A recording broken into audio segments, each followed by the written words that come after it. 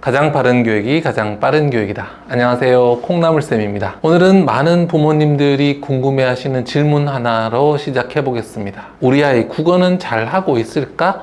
네, 사실 이 질문 생각보다 답하기가 쉽지 않습니다. 왜냐하면 이 국어 실력, 국어력이라는 것은요, 받아쓰기 점수라든지 시험 성적만으로 잘 보이지 않는 숨어있는 실력이 중요하기 때문입니다. 예를 들어서 받아쓰기는 늘 90점 이상 맞는데 교과서를 읽고 나서는 무슨 말이야? 하고 되묻는 아이들 많죠. 네, 또 국어 시험 성적도 괜찮은데 글쓰기를 하려면 뭘 써야 할지 모르겠어. 이렇게 빈 종이 앞에서 망설이는 경우도 많습니다. 또 책을 많이 읽는데도 불구하고 자기 생각을 말로 정리하거나 글로 풀어내는 건 여전히 힘들어할 수 있죠. 네, 이런 모습들은 겉으로 보기에는 국어를 잘하는 것처럼 보이기는 하는데 국어력의 그 밑바탕이 아직 단단하지 않다는 신호일 수 있습니다. 그래서 오늘 영상에서는 우리 아이의 국어력이 잘 자라고 있는지 부모가 쉽게 점검해 볼 수 있는 방법 알려드리도록 하겠습니다.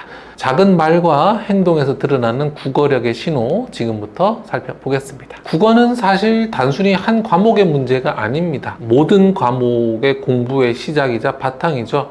그래서 국어력이 부족하면 수학 문제를 읽고도 또 뭘 묻는 건지 이해하지 못하고 과학이나 사회처럼 설명이 많은 과목들 내용을 이해하는데도 어려움을 겪을 수 있는데요. 문제는 이런 어려움이 겉으로 잘 드러나지 않는다는 겁니다. 그래서 점수는 괜찮게 나와도 속으로는 글을 잘 이해 못해서 그저 찍거나 암기하거나 이렇게 공부가 흘러가기 쉽다는 거죠. 그래서 우리 아이의 진짜 국어력을 부모님이 직접 점검해 보는 것 중요합니다. 읽는 힘, 말하는 힘, 생각을 표현하는 힘까지 이 모든 게 국어력 안에 들어있거든요. 그러면 지금부터 그 국어력을 이루는 4가지 핵심 요소를 하나씩 살펴보도록 하겠습니다. 자, 국어력은 정확하게 뭘까요? 네, 단순히 글을 읽고 쓰는 능력만이 아니고요. 읽고 이해하고 말하고 쓰고 또 생각하는 힘까지 이 전체를 말합니다. 조금 더 자세히 나눠보자면요, 크게 4가지로 볼 수 있는데요.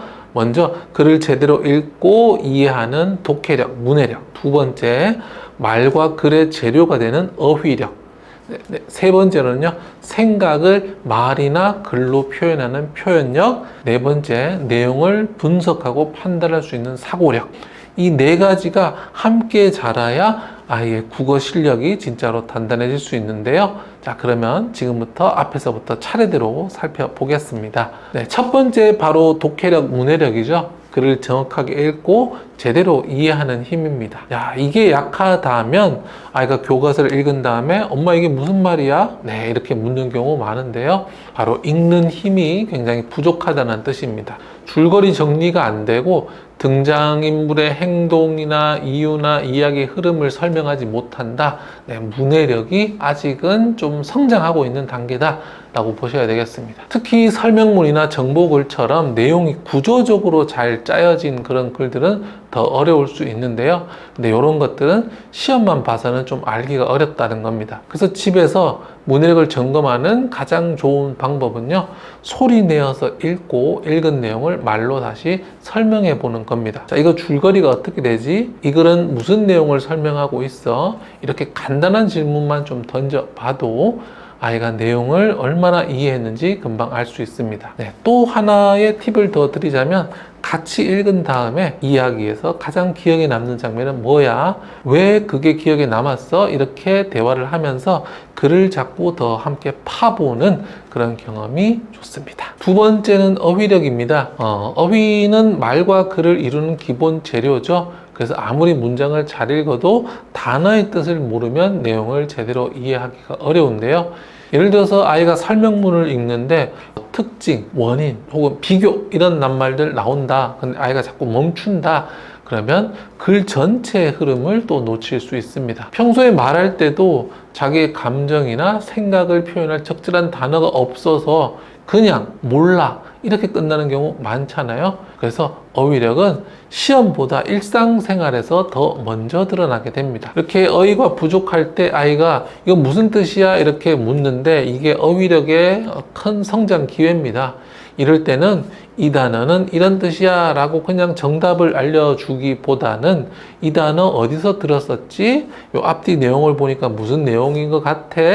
다른 단어로 바꾼다면 어떤 단어가 좋을까? 이렇게 대화를 확장하면서 아이가 어휘를 가지고 계속 곱씹도록 해주는 게 좋습니다. 책을 읽을 때도 낯선 단어가 나왔을 때도 이건 어떤 뜻일까? 문장 속에서 한번 생각해보자. 네, 이렇게 문맥을 통해서 추측하는 연습이 아주 좋습니다. 어휘력은 결국에는 많이 읽고 많이 말하고 많이 읽는 아이가 이기게 되어 있거든요. 그래서 이걸 계속 해주시면 좋겠고요. 그 다음 세 번째는 표현력입니다. 네, 자신의 생각을 말과 글로 구체적으로 풀어내는 힘이죠. 이 표현력이 약한 아이들은 또 역시나 물어보면 몰라, 그냥 재밌었어요, 이렇게만 말하고 더 이어가지 못합니다. 물론 생각이 없는 경우도 있지만 그보다는 생각을 꺼내서 말로 표현하는 그런 연습이 부족한 겁니다. 글쓰기에서도 마찬가지입니다. 일기 한 줄 쓰고 또 멈춘다, 재미있었다, 이런 표현만 계속 반복된다면 표현력이 아직 좀 많이 부족하구나, 이렇게 보셔도 되겠는데요.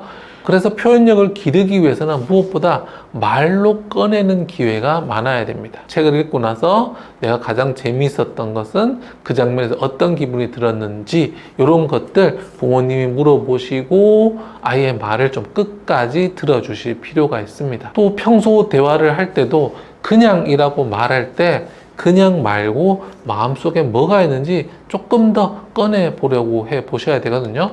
그럴 때는 부모님께서 다정하게 좀 다가가시고 또 내 생각을 먼저 이야기하면서 거기에 곁들여서 아이가 자기 생각을 말할 수 있도록 해주시고, 또 어떤 말을 하면 거기에 또 추가 질문을 던지면서 말을 자꾸 길게 뽑아내는 연습해 봐야 됩니다. 표현력은 글쓰기보다 말하기에서 먼저 시작되거든요. 그래서 입으로 훈련된 것이 문장으로 글로 연결되니까 말 많이 할 수 있도록 해주시고요. 마지막 네 번째는 사고력입니다. 글이나 정보를 바탕으로 깊이 있게 생각하고 판단하는 힘이죠. 사고력이 너무 약한 아이는 글을 읽고 나서도 아무런 생각도 안 들고, 그래서 어쩌라는 거야, 어떻다는 거야, 이런 말들 자주 하게 됩니다. 그래서 이야기를 읽더라도 좀 표면적으로만 읽고 어떤 행동을 한 이유라든지 근거라든지 이런 것들 잘 설명 못 하거든요. 그래서 예를 들어서 왜 그렇게 행동했을까? 다르게 행동했다면 어떤 일이 벌어졌을까? 이런 질문을 던져서 몰라요 라고 한다면 역시 사고력이 아직 조금 부족한 중인 거죠. 그래서 글을 읽고 아이와 생각을 나누는 대화를 자꾸 해주셔야 됩니다. 이거 왜 그랬을까? 그 다음에 어떻게 될까? 너라면 어떻게 할 것 같아? 이 이야기의 주인공의 행동이 잘한 것 같아? 아니면 좀 잘못한 것 같아? 이렇게 물어보는 거죠. 생각을 하는 것이 자리를 잡아야 되거든요. 그래서 자꾸 질문 던져서 생각을 해볼 수 있는 기회를 가져야 됩니다. 사고력은 단순한 지식이 아니고요, 아이의 내면에서 천천히 길러지는 그런 힘입니다. 그래서 성적표보다 아이와의 말을 통해서 그 질문을 통해서 아이 속에 있는 그 생각의 힘을 여러분들이 좀 보셔야 되는데요. 우리 부모님이 조금 더 다양한 질문을 던지면서 아이가 생각을 꺼낼 수 있도록, 사용할 수 있도록 끌어주시기 바랍니다.